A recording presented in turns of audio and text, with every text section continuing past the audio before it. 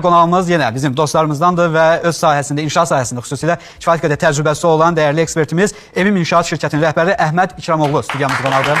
Xoş gəlmişsiniz. Mən istəyərdim Əhməd müəllim, sizin də fikirlərinizi alaq, sizin münasibətiniz bir inşaatçı olaraq. Çox sağ olun. Təşəkkür edirəm dəvətiniz üçün. Deməli, mən də videoya baxdım.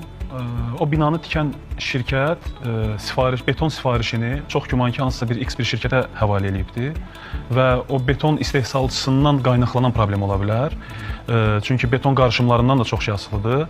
Orada suyun nisbəti, sementin nisbəti və yaxud tərkibindəki olan sürətli quruma, gec quruma proseslərinə görə bu beton tikilən zamanı, beton qurulan zaman hansı fəsildə baş veribdir. Yəni bunlara görə artıq qatqılar nəzərdə tutulur. Yəni birinci beton şirkətini, yəni istehsalçısını məncə bu məsələyə cəlb eləmək lazımdır. İkinci məsələ artıq tikinti prosesində o betonu vuran zaman bəzi normativlər var. O normativ qaydalara riayət eləmək lazımdır.